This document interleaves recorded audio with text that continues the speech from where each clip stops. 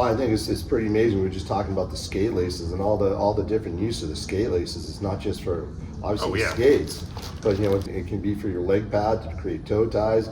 You can use your glove to fix a hole, and a lot of goalies are using them to secure their dangler. And I mean, I think you brought a good example of why you want to have why you're wearing a dangler. Yeah, absolutely. No, I definitely. Hank actually uses skate lace for his dangler. Speaking of danglers, I do think this is very important that you actually wear one. I have customers come in all the time with broken danglers. I'm like, that's great. It did its job. You can see here one where this it goes puck came right in. And you definitely want to wear this. I mean, I would say it's a necessity as a goaltender for protection in the throat area. If you start your son or daughter early on, if they're getting into goaltending at a younger age, if you start with that, they won't know any different. I'm a big fan of the dangler. A lot of goalies say, oh, it rattles, it makes noise and everything, but I say you make just as much noise if you take a puck to the throat and you're trying to breathe. So I'm a big fan of the dangler, and I think it should be part of your accessory kit. You have an extra one in your bag, or one that's maybe even on the bench, one that's easily accessible to get to when you need it for certain. For sure, and I think you brought up a good point. A lot of parents, when they bring in a dangler, they complain that their son or daughter doesn't like it.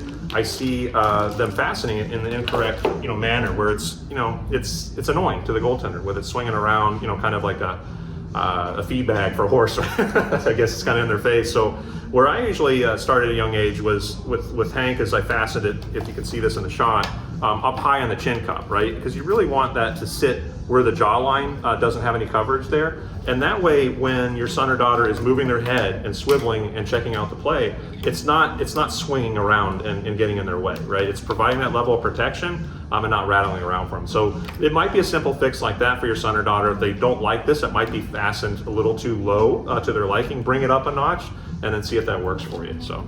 Fantastic.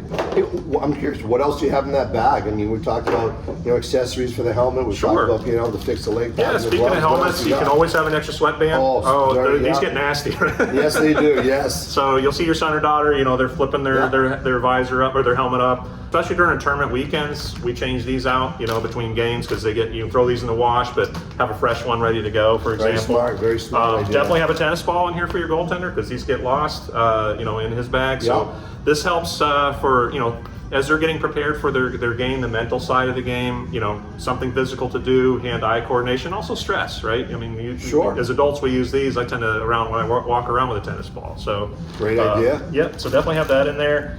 You definitely want a toolkit, because I mentioned, everything that's in here you can fasten on the mask, or even on, if you're replacing a toe bridge on a pad, as we showed earlier, right? You want to install a second set of pro laces that snap. Simple screwdriver, pair of pliers will help. If you got a set of needle nose pliers, that's a good thing to have as well. And then tape scissors, right?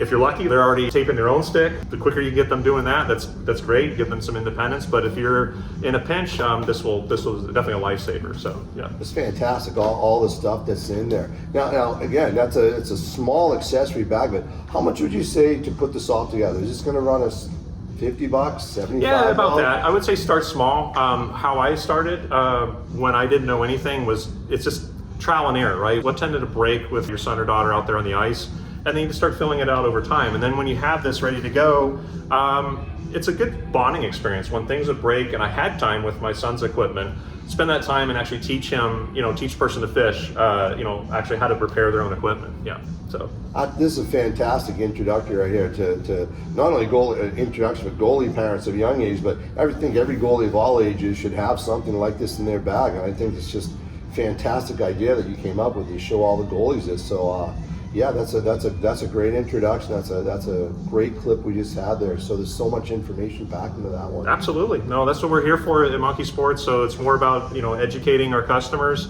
I've been there in those shoes with a new goaltender, and like I said, a lot of this stuff is not readily accessible at the rink. You might see a pro shop there, but they might not have goalie hardware there. That's one thing I found. I was like, it's not there, right? So it's there's a lot of player gear, but not so much for goaltenders, when you're traveling around. So, fantastic information. Thanks again, Chuck. Yeah.